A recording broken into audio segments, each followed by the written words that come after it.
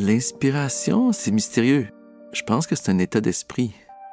C'est de rester ouvert. Il y a beaucoup de ce qu'on fait qui est l'expérience de la magie. L'expérience de la magie, c'est universel, je pense, parce que c'est comme programmé dans l'être humain d'une façon assez fondamentale. Pour une entreprise aussi flamboyante que Moment Factory, son cofondateur, Sachin Bessette, est étonnamment posé. Sachin, c'est pas son vrai prénom. C'est un maître spirituel qu'il lui a donné pendant un voyage en Inde. Et ça veut dire témoin de conscience. Ce qu'il décrit assez bien parce que c'est un vrai créatif qui a su garder sa capacité d'émerveillement. Et comment on devient un homme d'affaires quand à la base on est un créateur? Et est-ce qu'on peut réconcilier les deux? Ça part d'une idée. C'est un cliché. Mais pour fonder une entreprise, il n'y a rien de plus vrai. Il y a une étincelle, une vision qui se forme, une audace pour se bâtir et affronter beaucoup d'adversités. Dans ce balado, on va à la rencontre de celles et ceux qui ont transformé leur idée en réalité. On va explorer la genèse de leur idée, les défis qu'ils ont surmontés, les secrets de leur réussite. Parce que l'entrepreneuriat, c'est avant tout une aventure humaine.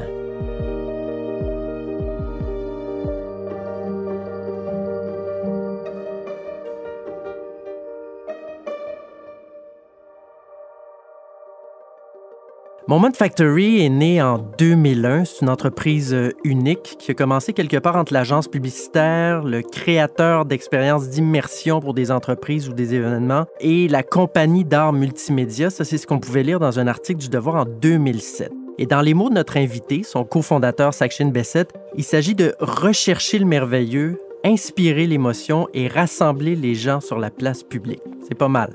La liste des clients de Moment Factory est assez impressionnante. En musique, on parle de Nine Inch Nails, Madonna, Miley Cyrus, Muse, Arcade Fire, M.I.A., Jay-Z, Imagine Dragons, Céline Dion. En divertissement, Disney, Sony, Microsoft, la Ligue nationale de football et des expériences immersives sur des sites comme l'illumination de la Sagrada Familia à Barcelone, le Musée des sciences de Boston, le Dôme des Invalides à Paris, les aéroports de Los Angeles, de Newark, à Montréal, le Pont Jacques-Cartier, la Basilique Notre-Dame de Montréal, les forêts aussi avec les concepts Lumina à travers le monde. En tout, c'est plus de 550 projets et plus de 400 employés dans 5 bureaux, Montréal, mais aussi Paris, Tokyo, New York, Singapour. Bonjour, Sachin Bessette. Bonjour. C'est presque étourdissant de dire tout ça. Si je te demandais de me décrire ce que c'est Moment Factory en 2024, tu me dirais quoi? Moment Factory, c'est un studio de création multimédia. Donc, on fait des créations, on mélange la créativité et la technologie pour créer des expériences uniques pour les gens, les humains. Et est-ce que c'est la même définition maintenant que ce que c'était au début? Bien, ça l'évolue. La définition va changer d'une personne à l'autre un peu parce que c'est quand même assez large, notre spectre de type de projet, de type d'expérience, de type d'audience. Donc, ça varie, là. T'es né à Ottawa. T'as grandi, je pense, en banlieue d'Ottawa, Gloucester ou Gloucester, je ne sais pas comment on le prononce. C'est de la bonne recherche. Ouais. Quel genre d'enfant tu étais?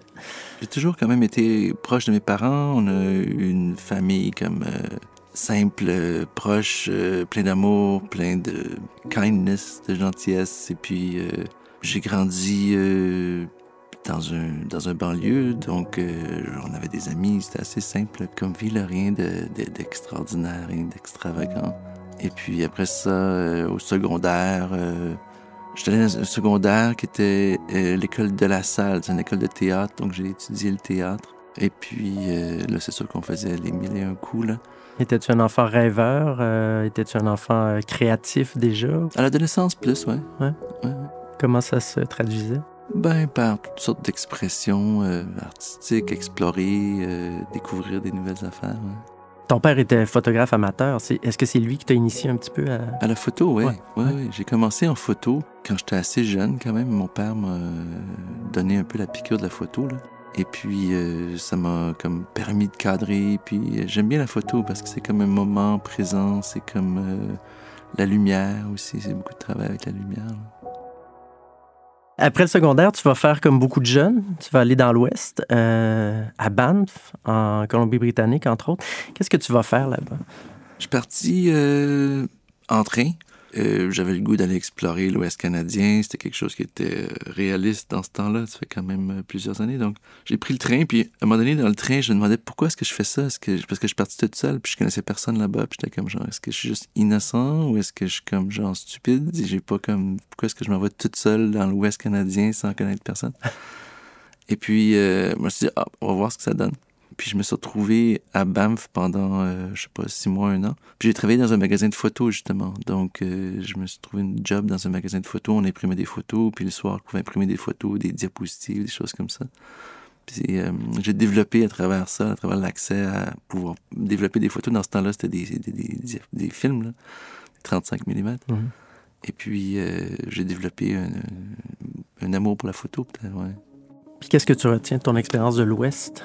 C'est particulier, la Colombie-Britannique, pour beaucoup de jeunes qui s'en vont là-bas. Même Justin Trudeau a fait un séjour là-bas comme entraîneur de ski, puis il dit qu'il en est revenu transformé. Est-ce que c'est ton cas aussi? Et je te dirais que ça a fait partie de mon parcours parce que j'ai rencontré des gens là-bas, puis je suis déménagé à Montréal avec ces gens-là. Donc, j'ai fait des bons amis et puis ça m'a comme attiré à Montréal. Puis de là, j'ai déménagé à Montréal. Ouais, c'est ça. À ton retour à Ottawa, tu as décidé de déménager à Montréal avec ses amis rencontrés là-bas. Qu'est-ce qui t'attirait à Montréal? Ben sinon, j'étais à Ottawa, donc c'était une plus petite ville. Montréal, il y avait plus d'accès international, il y a plus d'action, plus d'opportunités, de potentiel. Mais c'était pas Toronto. T'as choisi Montréal. Ouais, Toronto, ça, j'avais une option. Non? Pourquoi? Je sais pas, c'est moins sexy, je sais pas. Montréal, c'est plus de texture, plus d'ambiance, plus d'Européens, plus de feeling. Est-ce que tu t'en viens à Montréal dans l'objectif d'étudier ou c'est pas du tout dans ton... J'étudie un peu la photo, mais honnêtement, j'avais jamais vraiment de plan de carrière ou de plan de choses. C'était plutôt juste de vivre puis de faire mes choses, tu sais. Donc, j'ai eu une compagnie de t-shirts. Je faisais des silk screens, là, des imprimés en sérigraphie de t-shirts. Donc, c'est comme une petite business que j'ai essayé de partir. Ça n'a pas vraiment fonctionné, ça n'a pas vraiment levé, là, mais c'est le fun. C'est l'artiste un peu qui... Oui, explorer des choses. Ouais. Tu fais de la photographie, évidemment, à Montréal aussi. Fin des années 90 aussi, tu faisais du VJ.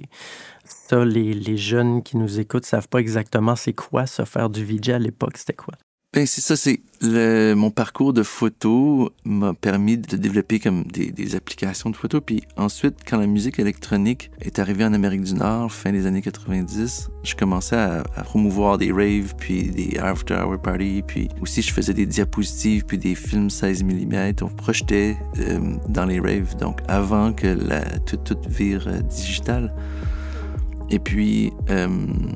c'est comme ça qu'on a commencé Moment Factory. On faisait des diapositives. Je faisais des diapositives dans des raves, dans des after hours. Puis ensuite, il y a eu comme un virement digital à la fin des années 90. Donc, on aurait dit du jour au lendemain, tout était possible avec des caméras DV, des ordinateurs, on pouvait faire des montages. Donc là, on commençait à faire du VJing. Du VJing, c'est comme un mix d'images live sur la musique.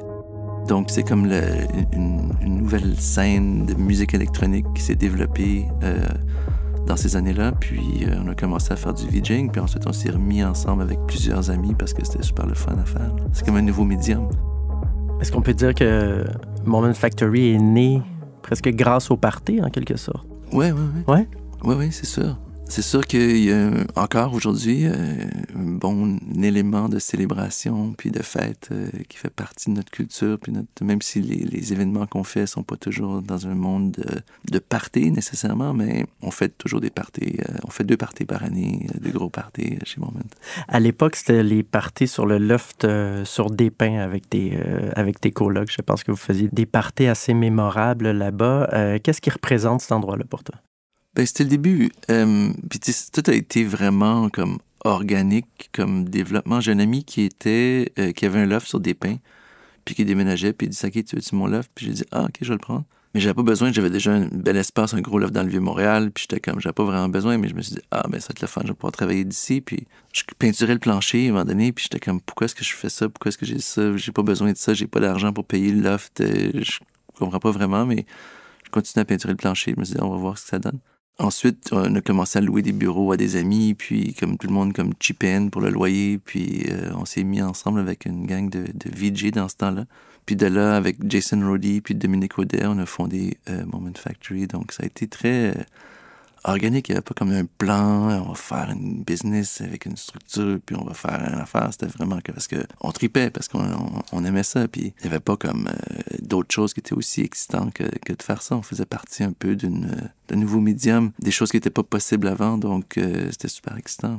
Jason Roddy arrivait comme réalisateur ou du Jason, cinéma? c'était un réalisateur qui arrivait c'était un Québécois qui a étudié à New York en cinéma, puis il apportait un côté comme de vidéaste. Dominique, il venait plus d'un monde technique, donc était directeur technique pour des gros événements corporatifs. Puis on s'est mis ensemble les trois, puis on a comme organisé un peu nos affaires, puis on a mélangé un peu les différents médiums.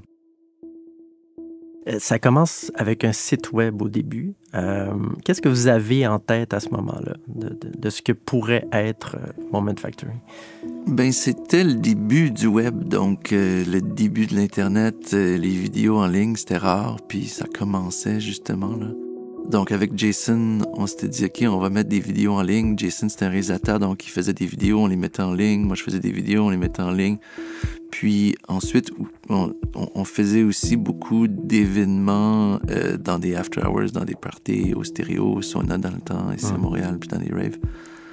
Et puis, graduellement, on s'est mis à faire un mélange avec les événements corporatifs parce que Dominique avait une capacité de designer puis d'opérer des gros événements corporatifs. Donc, on a comme mélangé le VJing avec les événements corporatifs. Et puis, ensuite, on a commencé à travailler avec des galas comme Infopresse puis des choses comme ça. Puis c'était vraiment comme nouveau, on n'avait pas vraiment de plan. On se disait, waouh, c'est le fun, il y a tellement de possibilités, on s'amuse, on fait ça, puis c'était ça. Et comment est-ce que le Cirque du Soleil entend parler de vous? Parce que vous allez faire des parties pour le Cirque du Soleil. Oui, ça a été une grande étape pour nous. Dans le temps, Alain Vinet, qui était un DJ au stéréo, c'était un ami à nous, puis on faisait beaucoup de VJing avec lui. Donc, lui était bon ami avec Guy La Liberté, et puis il était DJ dans ses parties. Et puis, à un moment donné, il nous a mis en contact avec Jean-François Bouchard, qui est devenu un très bon ami à moi. Donc, Jean-François Bouchard, dans ce temps-là, il s'occupait de tout ce qui était comme événement pour Guy, événement du Cirque du Soleil. Il nous avait contacté parce que Guy voulait faire un party dans une genre de gros gonflable où est-ce qu'il y avait, je sais pas, 100 personnes, 100 invités. Puis c'était à l'Halloween, donc il voulait que ce soit une citrouille. Puis Dominique Audet, il travaillait au planétarium aussi dans le temps, tu sais. Donc on a dit, ah oui, je pense qu'on peut faire ça. Puis on a dit, OK, on va le faire, tu sais. Puis on avait 3 semaines pour faire ça, tu sais, mais c'était tout avec des diapositives. Donc on a pris les gens du planétarium, on a comme engagé une couple de personnes comme ça, puis tu sais, c'est comme genre, je sais pas, 30 projecteurs diapositives, toutes placées parfaitement avec des images qui sont toutes mergées ensemble pour faire une citrouille projetée de l'intérieur. Puis ensuite, on a filmé Guy qui rouvrait le dessus de la citrouille, puis qui parlait à ses invités, tu sais. Et puis il disait, hey, bonjour tout le monde, badadada. Donc, tout le monde a bien aimé ça. Puis, donc, on avait juste un projecteur vidéo, puis les autres, c'était des projecteurs de diapositives dans le temps. Et puis de là, on a commencé à travailler avec Jean-François Bouchard puis toute l'équipe au cirque. On a fait quand même plusieurs événements avec eux, des bars à Vegas, des ça. Donc, on a eu beaucoup de plaisir avec Jean-François puis l'équipe du cirque. Puis ça nous a vraiment donné un envol à Moment Factory. Donc, ça a vraiment ouvert des portes après avec toutes sortes de différents projets, opportunités. Là. Ça, c'est les fameux parties à propos desquels il y a 1000 rumeurs qui ont circulé. Le sexe, la drogue, les stars, évidemment. Jusqu'à quel point on peut croire ce qui se passe là-dedans ou ce qui s'est dit sur ces parties-là que vous avez organisées? Bah, je pense que c'est tout un peu exagéré, peut-être, mais je sais pas, c'est des bons parties, là. C'est des parties... je sais pas, je suis pas au courant de tout ce qui se passe, mais nous, on travaille là-bas, là. C'est là que ça commence vraiment à décoller. Toi, tu es un autodidacte. T'as pas étudié en gestion ni en finance. C'est quoi le premier moment où tu te rends compte que tranquillement, tu es en train de devenir un homme d'affaires? Je pense que ça s'est passé un peu plus tard. Je me rappelle, à un moment donné, Jason est parti de Moments, et puis Éric Fournier, qui était un de nos clients au Cirque du Soleil, ben c'était comme le boss, le VP Ouais, en 2007, il s'est joint à vous. Lui, il est En passé 2007, par le Cirque du Soleil, Bombardier, mais aussi la Oui. firme Sécor. Exact. C'est pas un créatif comme vous, là, à la base. Là. Comment Non, vous le rencontrez? c'était un homme d'affaires. On l'a rencontré à travers le cirque. Puis là, il avait arrêté de travailler au cirque. Et puis, on s'est croisés dans un événement. Puis, on a commencé à jaser un peu. Puis, tu sais, on avait eu quelques discussions avant. Et puis, je lui expliquais un petit peu ce qu'on faisait. Puis, comme où est-ce qu'on allait. Puis, tout ça. Puis, il avait arrêté de travailler au cirque. Donc, il disait, peut-être que je peux vous aider à faire un plan d'affaires.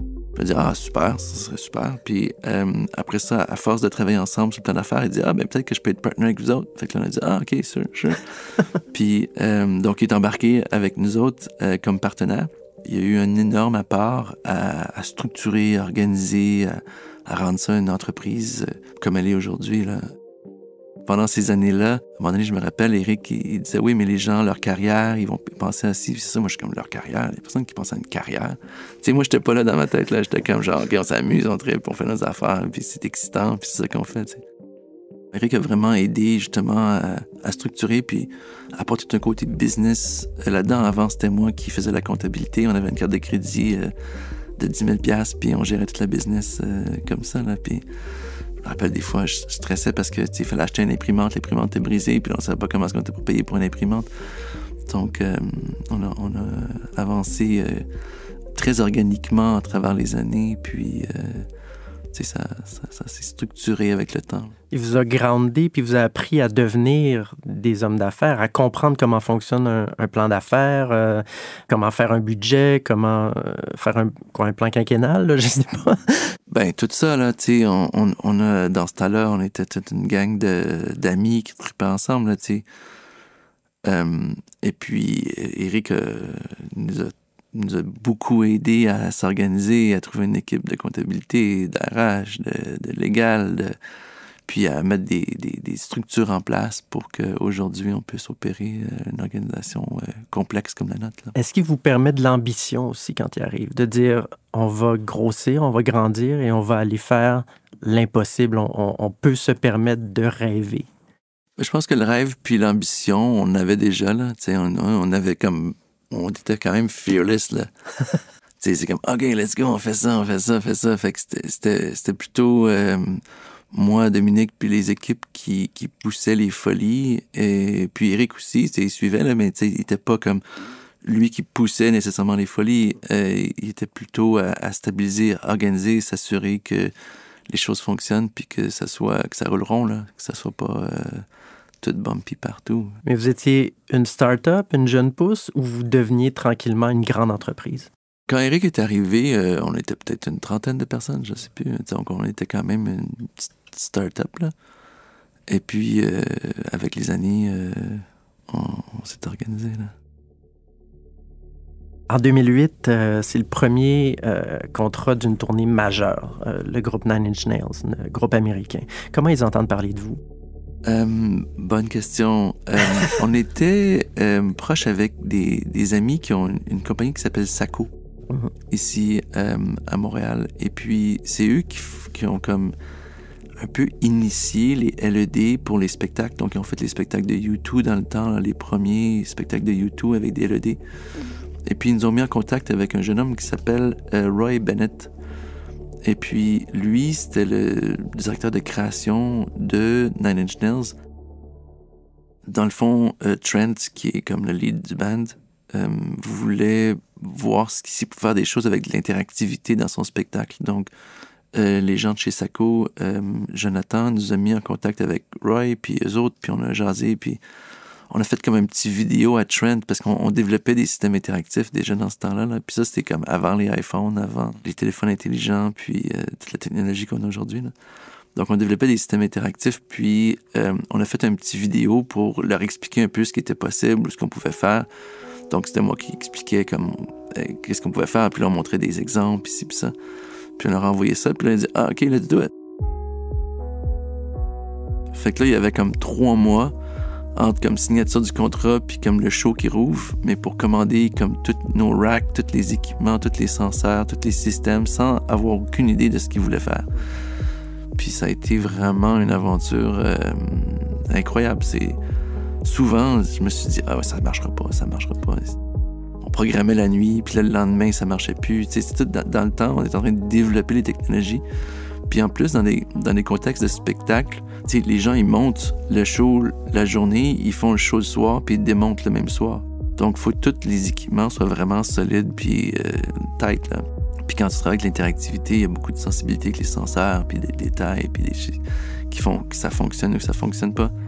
Au final, ça a super bien fonctionné, mais souvent, pendant le processus, j'étais comme « Oh my God, this is not gonna happen. Qu'est-ce qu'on va faire? » Vous aviez l'impression de construire l'avion un peu en plein vol, là. Ah oui, littéralement.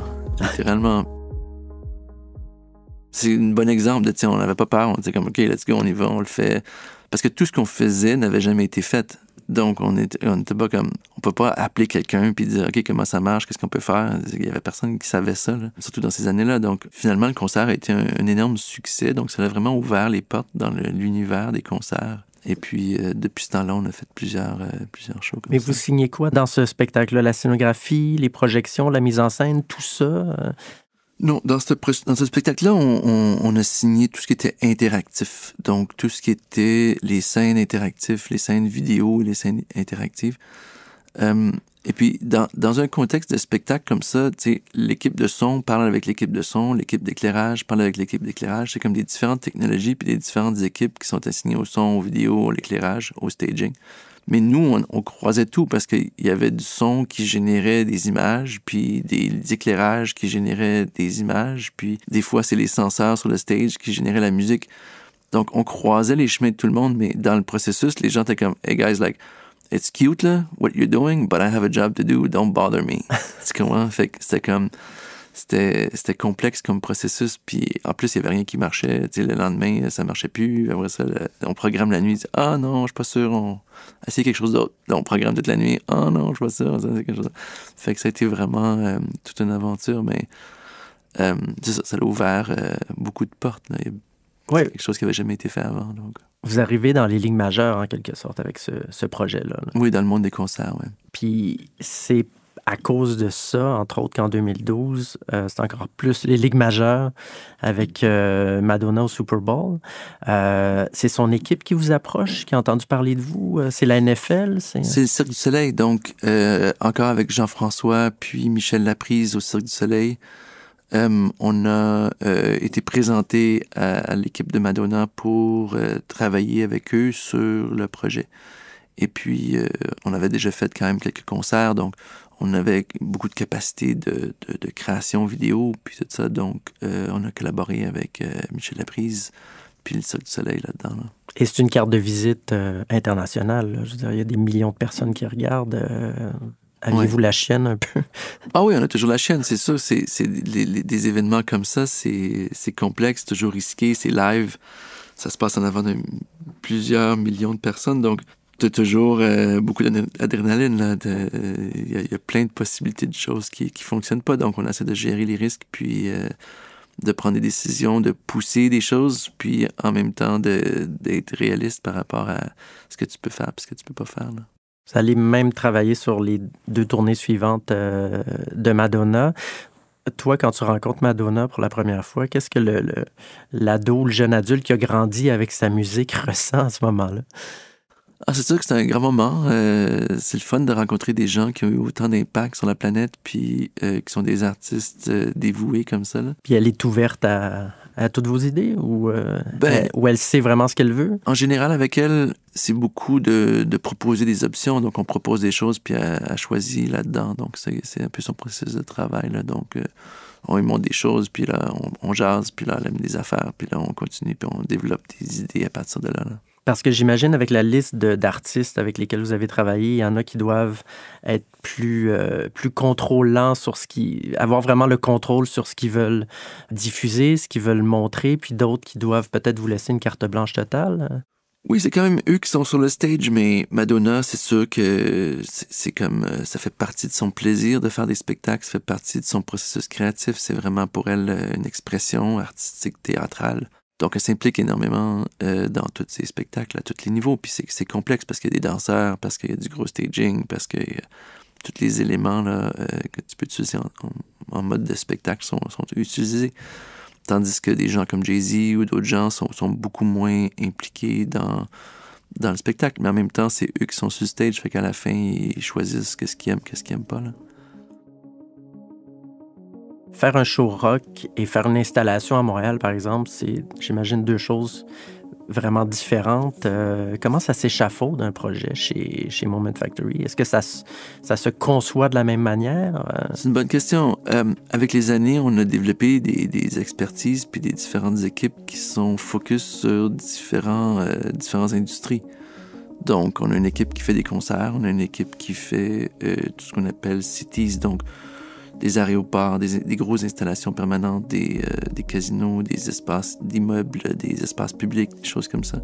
Une équipe de parcs thématiques, donc eux travaillent avec les grands parcs thématiques ou les plus petits parcs pour créer des rides, puis des expériences, des projections, des choses comme ça sur les parcs thématiques. Une équipe de musées qui focus plus sur le côté éducatif, donc tout ce qui a un aspect éducatif passe par cette équipe-là. Ensuite, il y a l'équipe d'événements qui fait des événements corporatifs, les événements de brand, tout ce qui est plus relié à des marques et des communications différentes. Puis une équipe qui développe tout ce qui est plus nos produits à nous, donc les Lumina, les Aura, les miroirs, des choses comme ça.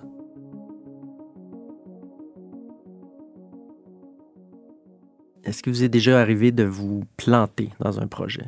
Planter, non. Pas vraiment, non.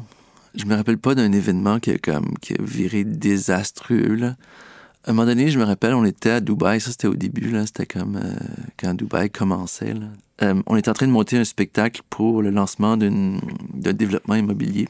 Et puis, l'équipe technique était comme complètement comme inefficace. Les générateurs marchaient pas, l'électricité fonctionnait pas, on avait juste 2 jours pour s'installer, puis c'était à l'extérieur, donc le jour, on pouvait pas rien programmer comme éclairage. Puis il y avait rien qui marchait, tu sais. Et puis la journée que le spectacle était supposé d'arriver, il n'y avait rien encore qui marchait, tu sais. Puis je demandais au directeur technique, qu'est-ce qui se passe, là? Pouvez-vous nous arranger nos affaires parce qu'il n'y a rien qui marche? Il dit, don't worry about it, I fucked up bigger shows than this before. Puis là, j'étais comme, OK, on fait un show de magie, on met de la boucane, puis on disparaît. Mais non, finalement, on a programmé pendant le jour les éclairages. Et puis, tout a bien fonctionné, donc on s'en est sorti. Mais il y a toujours ces moments d'intensité là. Puis tous les projets sont différents, tu sais. C'est sûr qu'aujourd'hui, on gère les choses différemment, puis les technologies sont différentes, nos ressources sont extrêmement qualifiées, là. C'est les meilleures au monde, donc on sait ce qu'on fait, là. C'est pas les premières fois qu'on le fait, mais il y a toujours des risques reliés aux événements. Ouais. Mais il y a une réputation, toi, comment tu réagirais face à un échec? Tu dis, je regarde vers le futur, mais il y a des leçons quand même à tirer. Oui, on essaie d'apprendre de nos échecs, de nos difficultés. On prend plein de risques, on essaie des choses. Et c'est pas tout ce qu'on veut faire qui finit par fonctionner. Mais en général, les spectacles ont quand même un succès, là. Donc, c'est pas comme à 100% de toutes les idées qui ont été comme exécutées à 100%. Mais en général, le spectacle touche les gens quand même, là. On s'arrange pour que ça marche, là. Vous avez des bureaux dans 5 villes dans le monde, mais est-ce que le cœur créatif, ça demeure vos bureaux dans le Myland à Montréal? Oui. Ouais. Oui, à Montréal, on a 450 personnes, peut-être 430.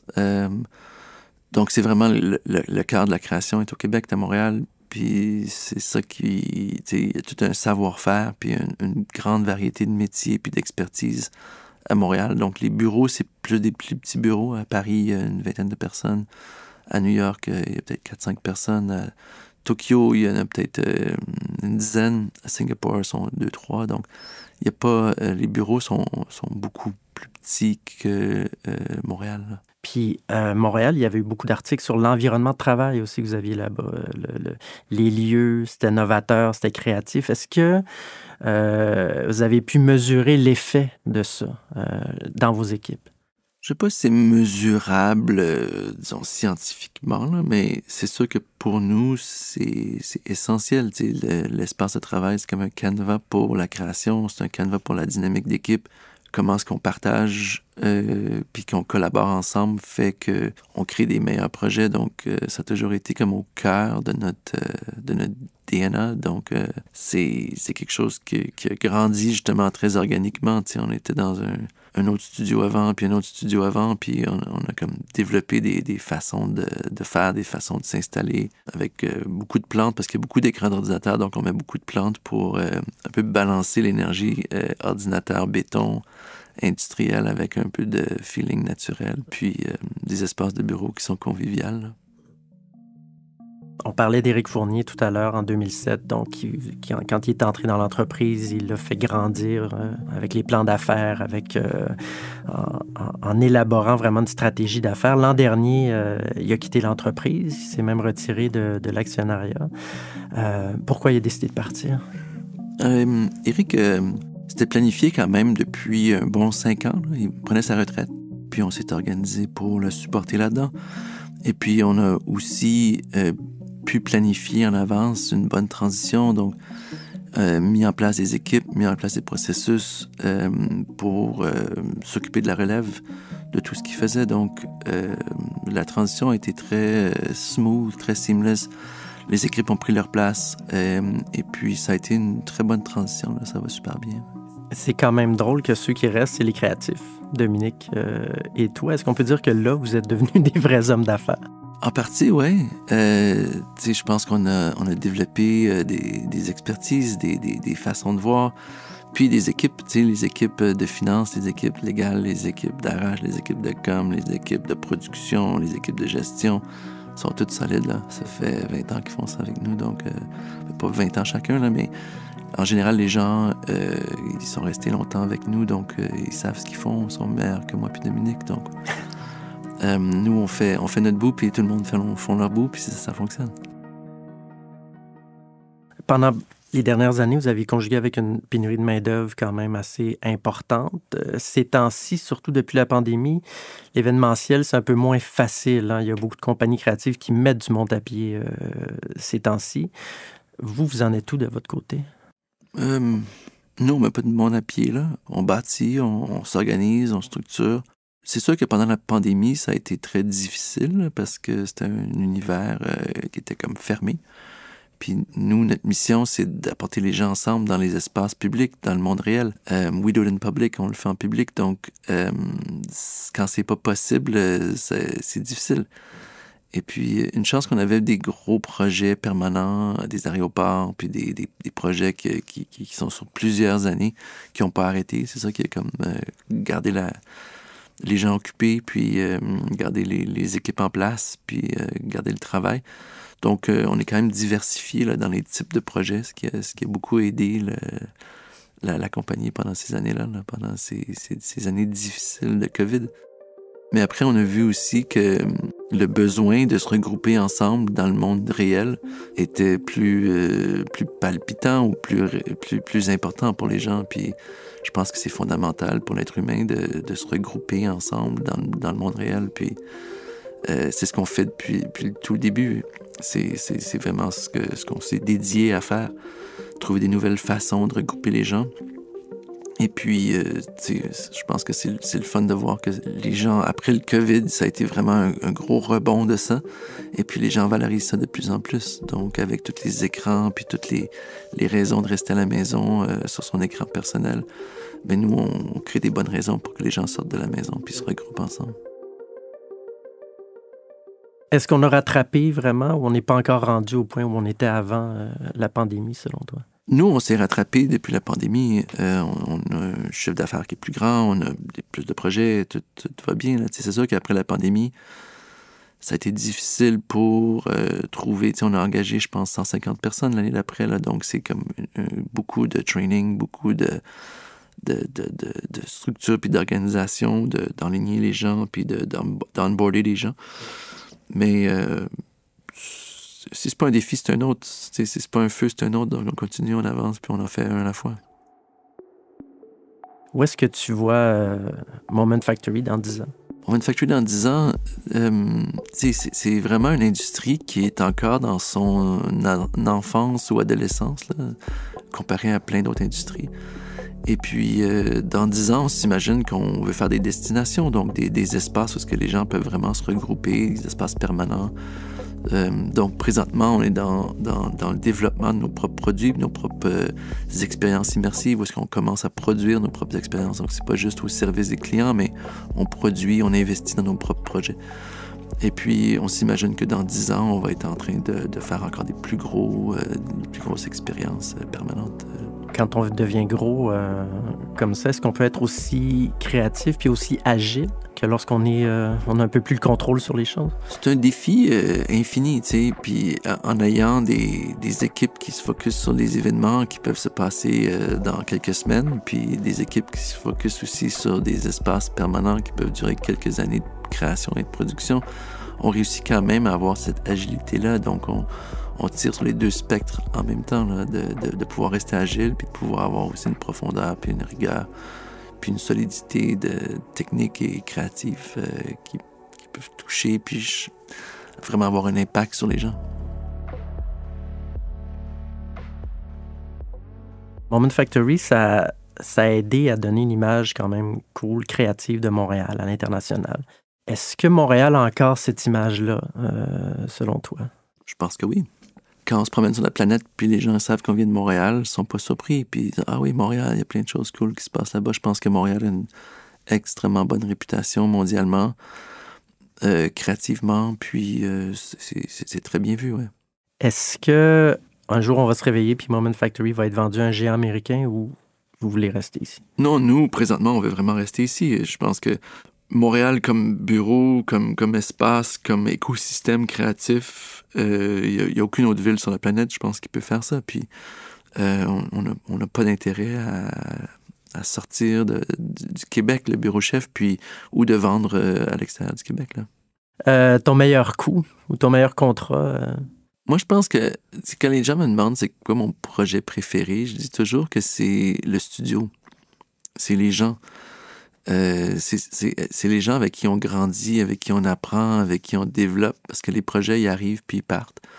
Et puis les gens, ils restent, tu sais. Donc, on grandit ensemble, puis on a plein d'expériences qui sont vraiment incroyables, parce que, tu sais, il y a un côté professionnel, mais aussi un côté personnel. On crée des liens, puis on grandit ensemble professionnellement, puis personnellement.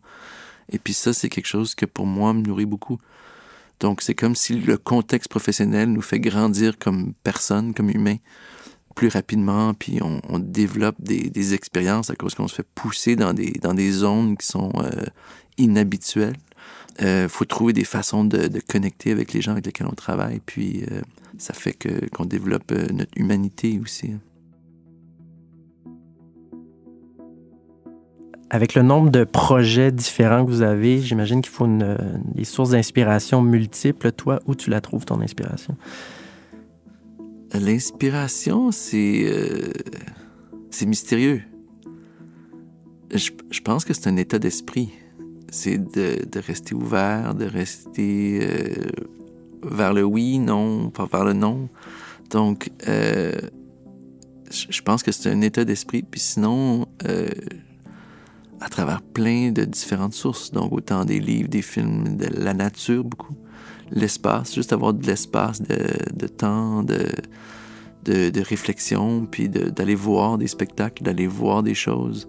Donc, je pense qu'il y a multiples sources d'inspiration. Tu sais. Il y a beaucoup de ce qu'on fait qui est...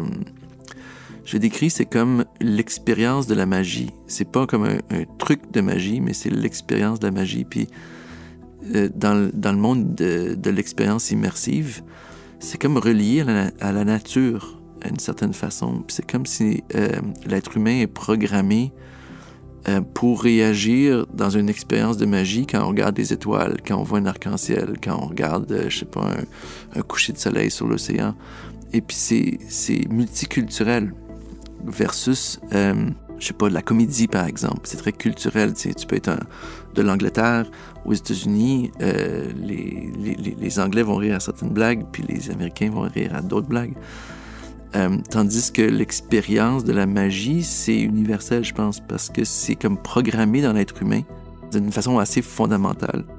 Et puis, c'est quelque chose qui est comme assez unique dans les expériences immersives parce qu'on peut refléter cette expérience-là versus dans un contexte, disons, de film ou d'autres, parce qu'on travaille avec l'immersion.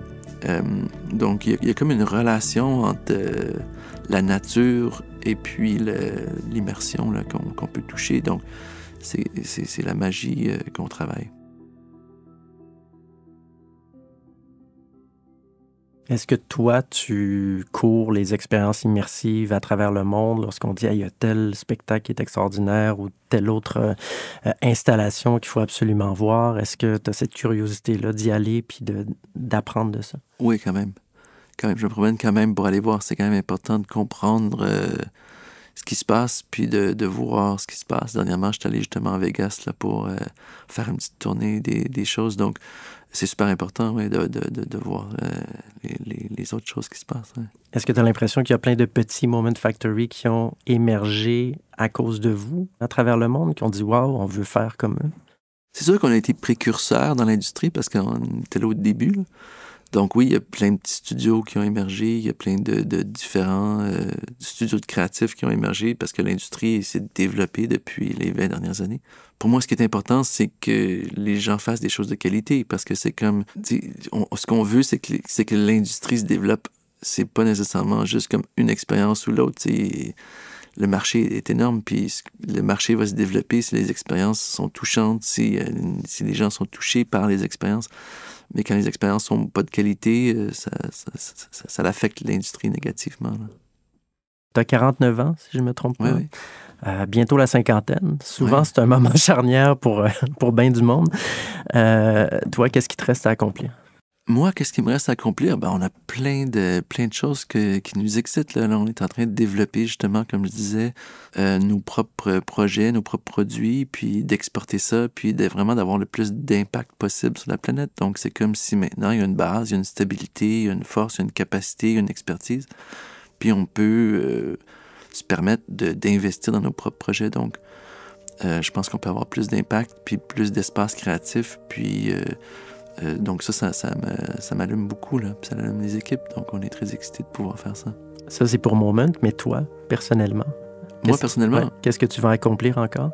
C'est sûr qu'un ballon travail-vie, c'est toujours un travail infini là, de balancer les deux. Donc j'essaie de balancer ça de mieux en mieux, de plus en plus. Mais sinon, je trouve que l'univers de Moment m'anime beaucoup, donc c'est le fun. Il y a plein de choses à faire. Merci beaucoup, Sachin Bessette. Merci. Merci à toi. Le balado « Ça part d'une idée » est une production de l'Actualité. Recherche et animation, Jean-Philippe Cipriani. Réalisation, Récréation. Mixage sonore et thème musical, Francis Thibault. Musique additionnelle, BAM Musique. Prise de son, Raphaël Limoges-Côté. Ce balado vous a plu? Écoutez les autres épisodes de la série à l'actualité.com et sur toutes les plateformes d'écoute. Merci d'avoir été là. À bientôt!